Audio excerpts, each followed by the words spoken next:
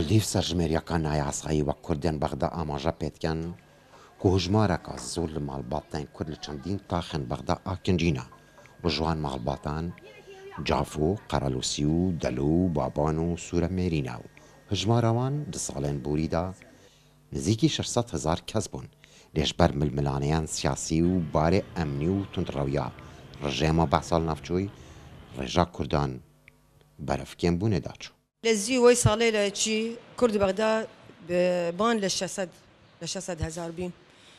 بس كل هاتي مال النوا كمودون لبوتي شي لبوتي او لدرجه او ياك وضع امني لبغداد خوشنيه كار لهرشوني نيتورين بكن لان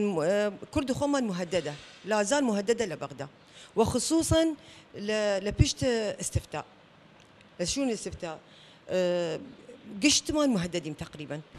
ji ber barûdûxê yasayî û kêmbûna pêgeha Kurdan li Bexda helbijartinên niha nizîkî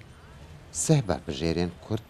xwe li ser lîstên Ereban kandîd kirîne. لستي سارون لستي عربي نيا مذهبيش نيا لستي نتوية يعني ونمونا الشش حزب هانا اي لستة كردستاني بلا 4 صال ليرة نزيكي بيسو 4,000 دنگ هاورد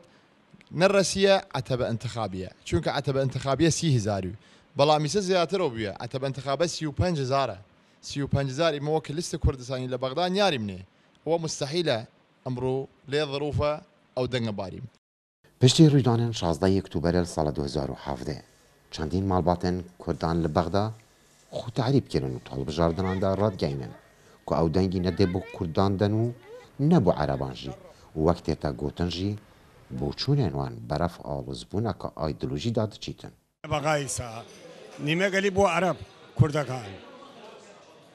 بيرو باورنا نماوا چينا بينس عرب وإيماش أو كرد مال ماوا قومية قومنا قومية كردي من و تامردن حق قومية قومان ما قركا ندن قدينا إيلا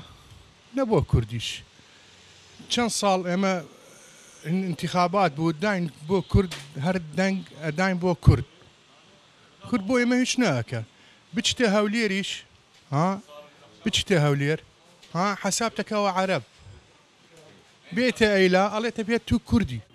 کەسایەتێکی بوارناسە زمانێک کوردی li Bexda radgehîndin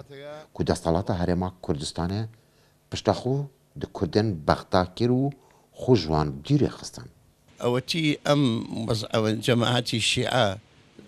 لسر حكما زياتر بايخ أدن بواني لما سبي خوان أبوايا هريم أمي